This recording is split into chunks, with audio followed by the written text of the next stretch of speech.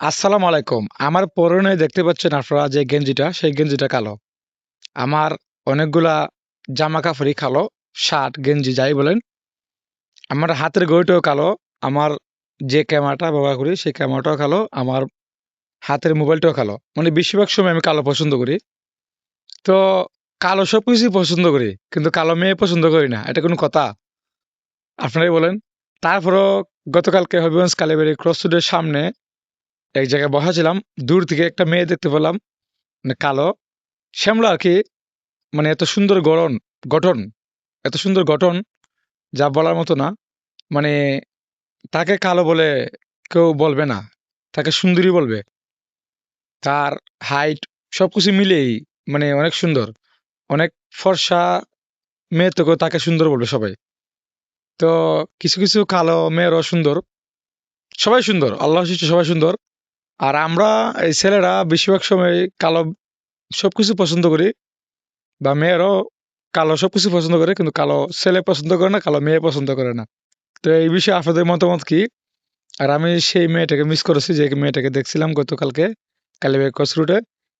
কালো, মানে শ্যামলা, মানে পুরোপুরি কালো না, গঠন অনেক সুন্দর। তার হাসিটা সুন্দর, দাঁতগুলো সুন্দর, চুলগুলো সুন্দর। তো জানি না আবার দেখতে পাবো কিনা। আর আজকের এই ভিডিওটা আমার হবিগঞ্জ বয় ট্রাভেলার চ্যানেলে আপলোড করার কথা ছিল, কিন্তু আমি সেটার মধ্যে আপলোড করবো না, কারণ আমি এখন এই আমার হবিগঞ্জ বয় ব্লগস একটা চ্যানেল ওপেন করেছি। আমার দৈনন্দিন জীবনের যে জীবনধারা, সেগুলো আমি আমার এই হবিগঞ্জ বয় ব্লগস চ্যানেলের মাধ্যমে আপনাদের সামনে উপস্থাপন করার চেষ্টা করব। তো আপনারা ইতিমধ্যে অনেকে ভালোবাসা দিচ্ছেন। আলহামদুলিল্লাহ ৩ জন সাবস্ক্রাইবার হয়ে গেছে। মানে কাউকেই বলি নাই একটা সাবস্ক্রাইব করার জন্য, মানে আপন জনও না, মানে কাউকেই বলি নাই। গত ৩ দিন আগে চ্যানেলটা ওপেন করছি, ভিডিও আপলোড দিতেছি। আল্লাহর রহমতে মানে মানুষের কাছে ইউটিউবে আমার সেই ভিডিওগুলো পৌঁছে দিচ্ছে, এবং ৩টা সাবস্ক্রাইব হয়েছে আলহামদুলিল্লাহ। ইনশাল্লাহ এই ৩টা শূন্য সাবস্ক্রাইবার থেকে ৩টা সাবস্ক্রাইবার হয়েছে।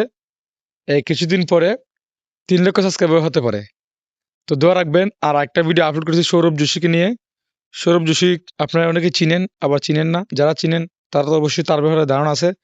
আর যারা চিনেন না তাদেরকে বলতেছি, সৌরভ যোশী একজন ইন্ডিয়ান ব্লগার, মানে ব্লগ ভিডিও করে তার ফ্যামিলি নিয়ে। সে বর্তমানে 40 মিলিয়ন উপরে সাবস্ক্রাইবার নিয়ে এসেছে তার চ্যানেলে, এবং প্রায় আনুমানিক 50 কোটি টাকা ইনকাম করেছে এই কয়েক বছরে।